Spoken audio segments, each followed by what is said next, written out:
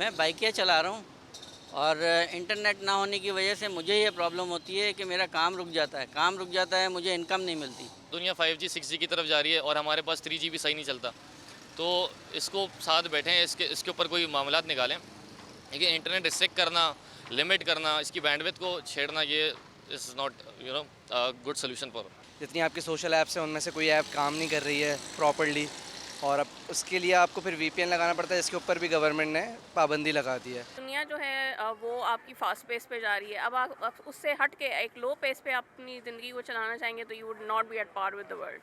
तो ये है कि आप ज़ाहिर सी बात है पीछे रह जाएंगे फिर। हमें तो बहुत मुश्किल आती है, नेट बंद हो जाए, ना कोई कुछ सेंड होता है, ना कुछ हम डाउनलोड कर सकते हैं। एक एज अ बैरियर है ये। व्हाट्सएप पे बच्चों के लिए उन्होंने ग्रुप्स बनाए होते हैं, उसमें उनका ना कोई ऑडियोज़ रिकॉर्ड हो रही हैं, ना उन्हें वीडियोज़ आ रही हैं, एनिमेटेड वीडियोज़ छोटे बच्चों के लिए जो उनकी बहुत ज़्यादा हेल्पफुल होती हैं, बच्चे वो भी नहीं देख पा रहे हैं। तो वेबसाइट नहीं चल रही है, फिर नेट ही नहीं चल रहा, तो फिर ऑफिस में बैठने का आज फ़ायदा नहीं था, इसलिए छुट्टी करके आ गया।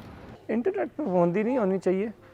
एज इट इज़ जो ना, अगर कोई इशू है तो गवर्नमेंट को पर्सनली जो ना उसको डील करना चाहिए, बजाय इसके कि लोगों के बिज़नेस ऑनलाइन, आजकल तो दौर ऑनलाइन का है। बलूचिस्तान में पढ़ाई के हवाले से जो भी हम कर रहे हैं, नेट पे टीचर के साथ क्लासेस ले रहे हैं, तो भी हमारे साथ नामुश्किल हो सकते हैं, क्योंकि हमारे बच्चे जो हैं, कुछ ऐसे बच्चे हैं ताकि उनके पास गर्ल्स के जो फाइनेंस है वो फाइनेंशियली वीक है।